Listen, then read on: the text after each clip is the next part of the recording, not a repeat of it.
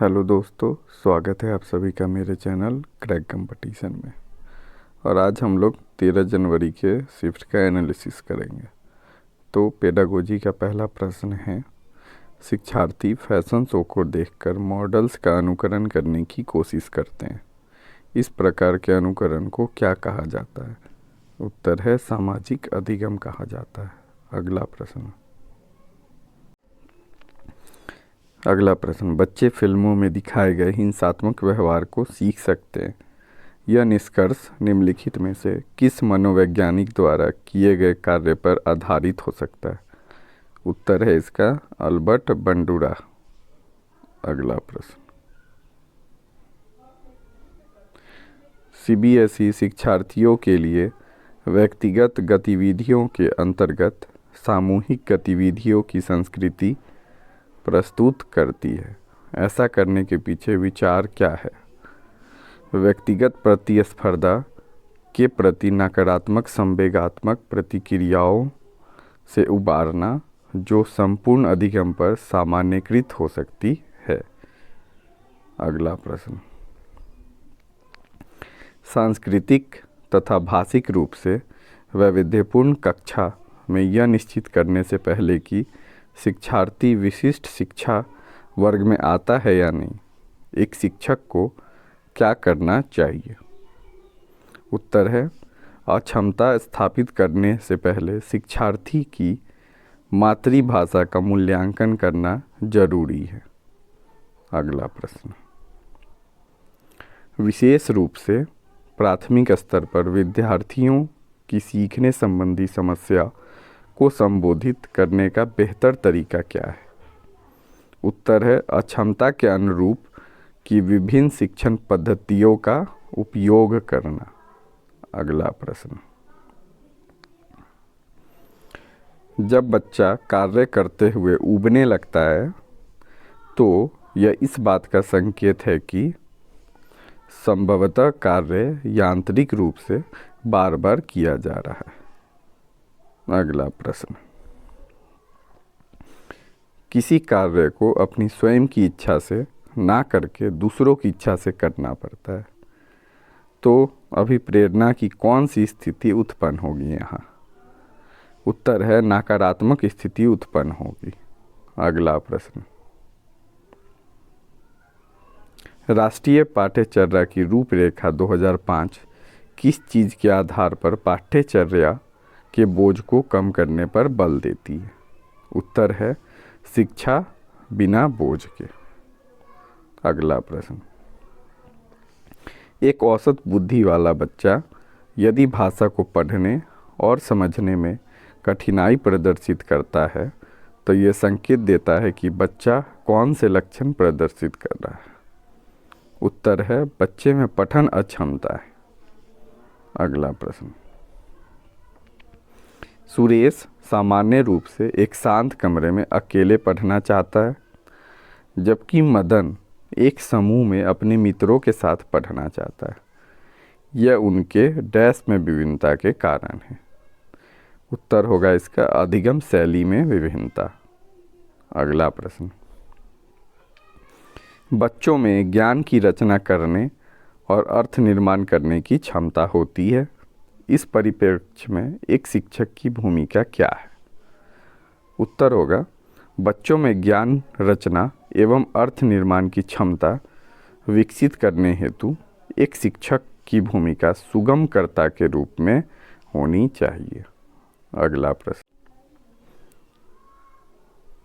अपने चिंतन में अवधारणात्मक परिवर्तन लाने हेतु शिक्षार्थियों को सक्षम बनाने के लिए शिक्षक को क्या करना चाहिए? उत्तर है स्पष्ट और आश्वस्त करने वाली व्याख्या देनी चाहिए तथा शिक्षार्थियों के साथ चर्चा करनी चाहिए। अगला प्रश्न, तार्किक गणितीय बुद्धि किससे संबंधित है? उत्तर होगा बहुबुद्धि सिद्धांत से संबंधित है। अगला प्रश्न, प्रगतिशील शिक्षा के संदर्भ में निम्नलिखित में से कौन सा कथन जॉन डीवी के अनुसार समुचित है? उत्तर होगा विद्यार्थियों को स्वयं ही सामाजिक समस्याओं को सुलझाने में सक्षम होना चाहिए। अगला प्रश्न, शिक्षण से अधिगम पर बल देने वाला परिवर्तन हो सकता है। उत्तर है बाल केंद्रित शिक्षा पद्धति अपनाकर। अगला प्रश्न, कोहोल वर्ग के अनुसार परंपरागत नैतिक स्तर का काल कौन सा है। उत्तर है 10 से 13 वर्षों तक। अगला प्रश्न, किसी बच्चे को दिया गया विशिष्ट उत्तर कोहोल वर्ग के नैतिक तर्क के सोपान की विषय वस्तु की किस अवस्था के अंतर्गत आएगा। अच्छी लड़की अच्छा लड़का अनुकूलन। अगला प्रश्न, प्रतिभाशाली विद्यार्थियों की अपनी क्षमताओं को तब विकसित कर पाएंगे जब वे अन्य विद्यार्थियों के साथ अधिगम प्रक्रिया से जुड़ते हैं। एक शिक्षिका 2 एक समान गिलासों को प्रदर्शित करती है जो जूस की समान मात्रा से भरे हैं। वह उन्हें 2 गिलासों में खाली करती है, जिनमें से एक लंबा है और दूसरा चौड़ा है। वह बच्चों को उस गिलास की पहचान करने के लिए कहती है जिसमें जूस ज़्यादा है। बच्चे उत्तर देते हैं कि लंबे गिलास में जूस ज़्यादा है। शिक्षिका के बच्चों को क्या कठिनाई है। इसका उत्तर होगा बच्चे में पलटावी गुण में कठिनाई होने के कारण बच्चे लंबे गिलास में ज़्यादा जो उसका उत्तर बता रहे हैं। इस स्तर पर बालक में संरक्षण का गुण नहीं होता, अर्थात बालक मानसिक क्रम के प्रारंभिक बिंदु पर पुनः लौट नहीं पाया। अगला प्रश्न, एक शिक्षक समाज के वंचित वर्ग के बच्चों की आवश्यकता को प्रभावपूर्ण तरीके से कैसे पूरा कर सकता है। उत्तर है कक्षा कक्ष के प्रत्येक बच्चे की आवश्यकता अनुसार अपना शिक्षण कौशल को अपनाकर। अगला प्रश्न, पियाजे और वाइगोत्स्की के अनुसार एक रचनात्मक कक्षा कक्ष में अधिगम कैसी होनी चाहिए। शिक्षार्थियों द्वारा स्वयं सृजित किया जा सकता है जो एक सक्रिय भूमिका निभाते हैं। अब हम लोग हिंदी पेडागोजी के कुछ क्वेश्चन करेंगे जो कि एग्ज़ाम में आज आए थे।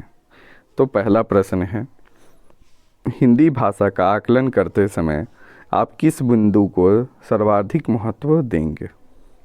उत्तर है सहज अभिव्यक्ति अत्यंत ही जरूरी है। अगला प्रश्न, प्राथमिक स्तर पर पढ़ना सिखाने की शुरुआत करने के लिए आप किस सामग्री को सर्वाधिक महत्व देंगे। उत्तर है रोचक कहानी। रोचक कहानी के द्वारा हम इसको पढ़ाएंगे। प्राथमिक स्तर पर पढ़ाते समय आप हिंदी भाषा संबंधी किस पक्ष पर सर्वाधिक बल देंगे। भाषा प्रयोग पर बल सबसे ज़्यादा दिया जाएगा। अगला प्रश्न, भाषा अर्जन क्षमता किससे संबंधित है। नोम चॉम्स्की से संबंधित है। अगला प्रश्न, प्राथमिक स्तर पर बच्चों के लिए पाठ्य पुस्तक के निर्माण में आप सर्वाधिक महत्वपूर्ण किसे मानते हैं। भाषा का विविध गद्य साहित्य को माना जाता है। अगला प्रश्न, भाषा सीखने सिखाने में सर्वाधिक महत्वपूर्ण क्या है। भाषा का समृद्ध परिवेश होना अत्यंत जरूरी है। अगला प्रश्न, पत्र पत्रिकाएं भाषा सीखने में क्या हैं। तो ये साधक की तरह काम करती हैं। अगला प्रश्न, आपकी कक्षा में कुछ विद्यार्थी सड़क को सड़क बोलते हैं, इससे संभावित कारण क्या है। उनकी मातृभाषा का प्रयोग। अगला प्रश्न, एक समावेशी कक्षा में भाषा शिक्षक को किस बिंदु का सबसे अधिक ध्यान रखना चाहिए।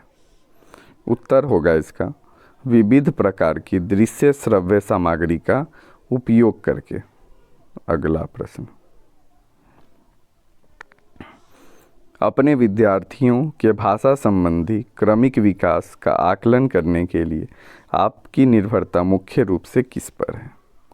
उत्तर है इसका पोर्टफोलियो के अवलोकन पर अत्यंत महत्वपूर्ण है।